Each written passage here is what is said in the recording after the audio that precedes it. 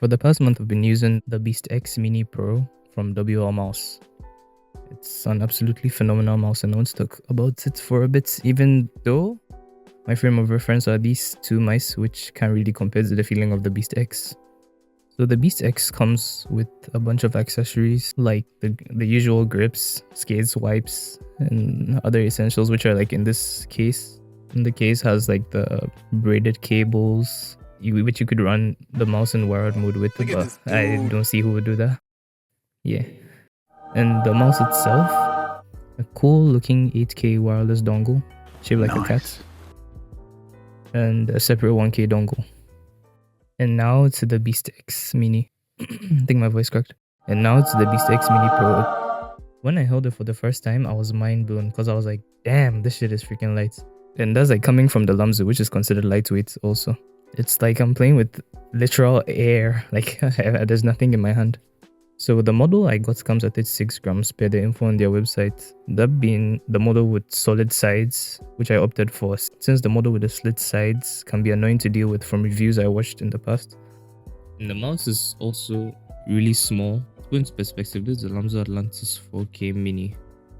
With the grip that I use to play games, which is primarily fingertip grip, the Lamzu had issues where like the backhand would touch my palm or my fingers would slip to a part of the mouse which I'm not really comfortable with the grip, which are problems using a smaller mouse like the Beast X Mini fixed. I can freely move my mouse with only my fingers without the mouse touching my palm, which is a plus because like I have like more range of motion.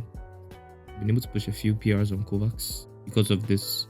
To the specifications of the mouse, it has a 3950 sensor and a max of up to 30k DPI, 8000 polling rates, where I just use 1000 because I don't think my setup can handle 8k, but 1000 polling rate is fine for me anyway. And I chose the Omron optical switches for the clicks.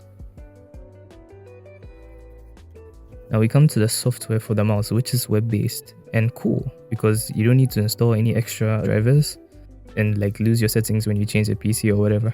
It has all the settings you need from like changing polling rates, changing DPI, debounce time, lift off distance, motion sync, and then even a high speed mode. You can also personalize the color of the 8K dongle. Even though this is the best mouse I've tried, it has a few problems, more like one problem and a skill issue on my part. The actual problem being that sometimes when I charge my mouse and go AFK for a bit, the clicks just stop working when I swap it back to wireless. It's an easy fix where I just have to unplug or plug it back in, but there was one time I had to restart my whole PC, which is, I don't know. And then to the second issue, which is more of a skill issue, the weight. Yes, the mouse being extremely light is an advantage, but on those days where I'm not like in peak form, I have to be like extra locked in and aware of my aim, which in turn messes up my performance. One more thing, the price tag.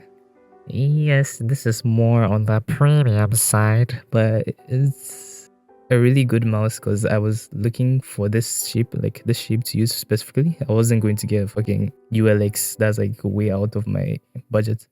So you could consider as like a budget premium? I don't even know. You could get the mouse from the WL Mouse website or you could get on AliExpress. I got mine from AliExpress. I'll share a link to that below. So it's a really good mouse I just wanted to talk about for a bit. Hope you liked this mini review / glaze of the WL Mouse Beast X Mini Pro. Make sure you subscribe or don't. Yeah, don't subscribe. Yeah, don't like either. Alright.